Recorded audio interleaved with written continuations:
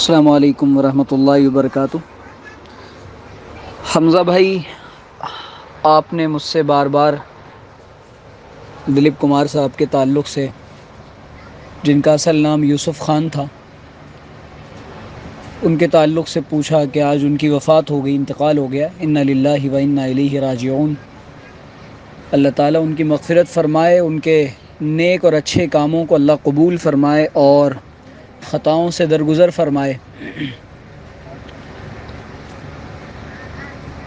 دیکھیں، اصل میں صحیح بات تو یہ ہے کہ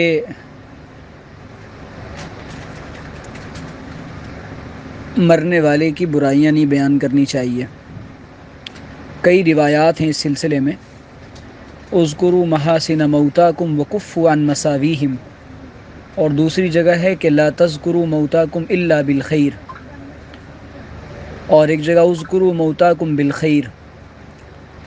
تو اس طرح کی متعدد روایات ہیں کہ اپنے مردوں کی صرف اچھائیاں بیان کرو، ان کی برائیوں سے درگزر کرو، پردہ پوشی کرو ان کی۔ اور دوسری بات یہ ہے کہ ہمیشہ اعتبار جو ہوتا ہے وہ خاتمے کا ہوتا ہے، آخری زندگی کا ہوتا ہے۔ اب بعض چیزیں وہ ہوتی ہیں جو کھل کر آ جاتی ہیں، اعلانیہ توبہ اور لوگوں میں وہ چیزیں، لیکن صحیح بات ہے کہ ایک مسلمان ہونے کے ناطے مسلمان کے تعلق سے ہمدردی کا جذبہ رکھنا چاہیے۔ اور دوسری بات یہ ہے کہ اس سلسلے میں دونوں طرف سے بڑی بے اعتدالیاں ہو رہی ہیں۔ بعض لوگ ایسا متعدد دفعہ دیکھا گیا کہ ایسی کسی پرسنالٹی کا، انڈسٹری سے تعلق رکھنے والی مسلم پرسنالٹی کا انتقال ہوا، وفات ہوئی، تو اس کے سلسلے میں بہت زیادہ تعریفوں میں مبالغہ کر دیا، جبکہ ان کی زندگی واقعی ایسی نہیں تھی۔ لیکن کسی کے اچھے کام ہیں تو اور ان کو کوئی ہائی لائٹ کرتا ہے تو بالکل اس میں کوئی حرج نہیں ہے، کیا جانا چاہیے، حکم بھی یہی ہے، اور اس کے ذریعے سے اللہ تعالیٰ سے حسن ظن بھی رکھا جا سکتا ہے۔ تیسری اہم بات یہ ہے کہ ملا جلا کر اگر دیکھا جائے، اب تک کی جتنی باتیں ایک بحیثیت انسان اور بحیثیت مسلمان، ان کے اخلاق، کیریکٹر اور کردار کو لے کر، تو بہت ہی پازیٹیو باتیں ان کے سلسلے میں سننے میں آئی ہیں، جن کا میں کچھ حوالہ دے دیتا ہوں، اور ہمارے اکابر سے، اہل حق اکابر سے اور دینداروں سے، علماء سے جو ان کا تعلق تھا، وہ باتیں بھی سننے میں آئی ہیں۔ نمبر ایک یہ کہ ان کو دین سے اس قدر لگاؤ تھا کہ ایسے شعبے سے اور فیلڈ سے تعلق رکھنے والوں کو عام طور پہ حج اور عمرے کا کوئی شوق نہیں ہوتا۔ دوسرے بھی حضرات ہیں، لیکن آپ دیکھ سکتے ہیں کہ اس طرح کی ان کے سلسلے میں کوئی بات آپ نے نہیں سنی ہوگی۔ لیکن کئی سال پہلے جب انہوں نے حج کرنے کا ارادہ کیا، یوسف خان صاحب مرحوم نے، تو ان کو علماء نے بتایا کہ آپ کے پاس جو کمائی ہے وہ ظاہر ہے کہ اس سے آپ حج نہیں کر سکتے، آپ کا حج صحیح نہیں ہوگا۔ تو انہوں نے یہ صحیح اور معتبر ذرائع سے یہ بات پہنچی ہے، اور باضابطہ اس کاروبار میں شریک لوگوں کے متعلقین نے بتایا، میں نے معلوم کیا ہے کہ فروٹس کا اور پھلوں کا بزنس کیا انہوں نے، اور اس کے بعد اس بزنس سے وہ انہوں نے حج کیا۔ دوسری بات یہ ہے کہ جیلانی صاحب خود اس کے گواہ ہیں، ان کے توسط سے اور حوالے سے یہ بات بھی پہنچی ہے کہ وہ بہت زیادہ متفکر رہا کرتے تھے اور بہت زیادہ دل برداشتہ تھے، اور ان کی اہلیہ کہتی ہیں کہ پھر نماز کے بھی پابند ہو گئے تھے اس کے بعد، اور اس سے پہلے تک وہ تقریباً فلموں میں کام کرنا چھوڑ بھی چکے تھے، اور آخری فلم غالباً ان کی 90 سے پہلے ہی آئی ہے، اور ان 20-30 سالوں میں ان کی کوئی فلم 30-40 سالوں سے بالکل انہوں نے انڈسٹری کو چھوڑ دیا تھا، اور وہ ان سے لگاؤ نہیں رہا تھا جیسا لگاؤ پہلے تھا، چونکہ وہ چیزوں کو بہت قریب سے دیکھ چکے تھے۔ تیسری بات یہ ہے کہ حضرت مولانا ابرار الحق صاحب ہردوئی رحمۃ اللہ علیہ جب بمبئی تشریف لاتے تھے اپنی بیماری اور علالت کے دنوں میں، اس وقت بھی ہم ان سے ملاقاتیں کرنا اور ان کے پاس دعا کے لیے حاضر ہونا ان کا معمول تھا، اور باندرا مسجد میں بھی کئی دفعہ وہ نمازوں کے لیے جاتے تھے، لیکن لوگوں کی بھیڑ اکٹھا ہو جاتی تھی، تو منتظمین نے اور ائمہ نے ان سے گزارش کی کہ حضرت آپ جناب آپ جو ہے وہ آپ کی وجہ سے مجمع آ جاتا ہے، لوگ آ جاتے ہیں، اور لوگ بہت زیادہ رش لگا لیتے تھے، تو یہ بھی بہرحال اس طریقے کی چیزیں ان کے سلسلے میں آئی ہے سننے. اور حضرت شیخ الحدیث مولانا زکریا صاحب سے بھی ان کو بڑی عقیدت تھی. مولانا عبد الکریم پاریک صاحب رحمۃ اللہ علیہ جو مولانا ابو الحسن علی ندوی رحمۃ اللہ علیہ کے خلیفہ تھے اور قرآن کریم کے مترجم تھے, ان سے گہرا تعلق رکھتے تھے, مدنی خاندان سے بھی گہرا تعلق رکھتے تھے.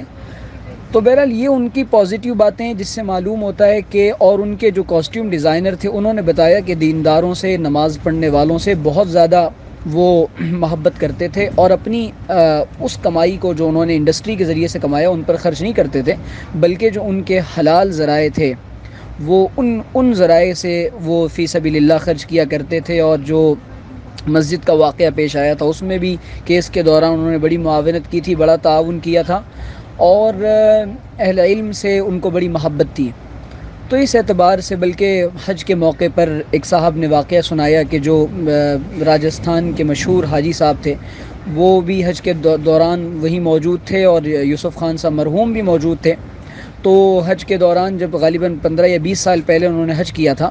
اس وقت بھی ان کی عمر کافی تھی, 70-75 سال ویل چیئر پہ حج کیا, تو بہت زیادہ مطاف میں وہ رونے لگے. تو رونے کے بعد ازراہ مذاق حاجی صاحب نے کہا کہ دلیپ صاحب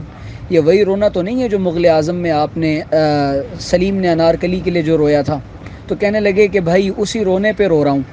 اور پھر زار و قطار رونے لگے. تو دیکھیں صحیح بات یہ ہے کہ ہمارے یہاں ایک مزاج بن گیا ہے, اور آج ایک بات یہ ہے کہ ہماری یہ اکابر حضرت شیخ الحدیث مولانا زکریا صاحب رحمۃ اللہ علیہ, مولانا شیخ حضرت ہردوئی رحمۃ اللہ علیہ, اور حضرت مولانا عبد الکریم صاحب پاریک رحمۃ اللہ علیہ, ہمارے اکابر یہ ایسے لوگ اگر ان کے پاس جاتے بھی تھے تو ان کو جھڑکتے نہیں تھے, بھگاتے نہیں تھے. یہ اس بات کا خوب خیال ہونا چاہیے. اور ہمارے یہاں مذہبی طبقے میں اتنی شدت پیدا ہو گئی ہے کہ ہم نے سب کو جہنم میں پہنچانے کا ٹھیکہ لے رکھا ہے. تو اس وجہ سے اپنی زبانوں پر لگام دینا چاہیے. جو ضروری موضوعات ہیں ان پر ظاہر ہے جب ایک بندہ ایمان پر مرا ہے اور اس نے کبھی ایسا کوئی کام بظاہر نہیں کیا کہ جس سے اس کے کفر پر بات کی جائے اور اس کو کافر بتایا جائے اور اس کو علل اعلان دھڑلے سے ہم جہنم میں بھیجنے لگ جائیں. میں یہ نہیں کہہ رہا کہ یہ جو کام وہ کرتے تھے اس کام کی میں ہرگز حوصلہ افزائی نہیں کر رہا. البتہ میں ان کے کیریکٹر کی اور جو پازیٹیو اور مثبت باتیں ہیں اس کی میں ضرور حوصلہ افزائی کروں گا, اور اللہ تعالیٰ سے ہم یہ امید کرتے ہیں کہ اللہ ان کی مغفرت فرمائے, اور جو خطائیں اور چیزیں جو ان سے ہوئی ہیں اس کو اللہ تعالیٰ معاف فرمائے. بس اللہ تعالیٰ صحیح طرح سے امید کرتا ہوں حمزہ بھائی کہ بات سمجھ آ گئی ہوگی, اور پازیٹیو انداز سے ہم بات کو اگر لیں اور سوچیں اور غور کریں. خصوصاً سوشل میڈیا اس کا میدان نہیں ہے کہ ایک طبقہ مثبت بات لکھے, دوسرا اس کا رد کرے, پھر تیسرا اس پر کہے کہ نہیں وہ تو ایسے تھے ویسے تھے, پھر برائیاں نکالی جائیں. اس کا بیڈ امپیکٹ یہ پڑتا ہے دوسرے طبقے پر جو مذہبی نہیں ہے, اور پھر لبرلز کو کہنے کا موقع ملتا ہے, دوسرے لوگوں کو کہنے کا موقع ملتا ہے کہ دیکھو مولویوں نے سب کو جہنم میں پہنچانے کا ٹھیکہ لے رکھا ہے. اور پھر اس طریقے کی باتیں آتی ہیں. جو چیزیں ہم جانتے ہیں ان کو ہر بات کو سوشل میڈیا پہ لانا, اور ہر چیز سوشل میڈیا ہر چیز کا میدان نہیں ہوتا. ہر چیز پر ایکٹ کرنا اور ریئیکٹ کرنا, یہ چیزیں اگر ہم اپنے اندر پیدا کر لیں, اور ہمیں مزاج جو بنانا چاہیے وہ قاضیوں والا نہیں بلکہ داعیوں والا مزاج بنانا چاہیے, اور حسن ظن رکھنا چاہیے. تو اصول صحیح بات تو یہی ہے کہ جو ہمارے کتابوں میں بھی لکھا ہوا, اور اصولی بات یہی ہے بالکل کہ اصل یہ ہے کہ زندگی دیکھی جائے گی اور عمل دیکھا جائے گا, لیکن یہ کہ یہ چیزیں جاننے کے باوجود ان کا سوشل میڈیا پہ اظہار مناسب نہیں. لیکن میں سمجھتا ہوں اس میں پہل وہ لوگ کرتے ہیں جو حد سے زیادہ سوشل میڈیا پر مبالغے کر رہے ہوتے ہیں. اب میں نے یہ باتیں جو ذکر کی ہیں وہ اس لیے کہ اب بہت زیادہ ہماری طرف سے اگر ہر طرف سے ایسی باتیں جائیں گی جو ناقابل برداشت ہوں گی تو وہ بھی مناسب نہیں ہے. اسی لیے کچھ پازیٹیو باتوں کا ذکر آ جانا بھی ضروری ہے. اللہ تعالیٰ سے دعا اللہ سمجھنے کی توفیق عطا فرمائے. یوسف اسد, السلام علیکم ورحمۃ اللہ.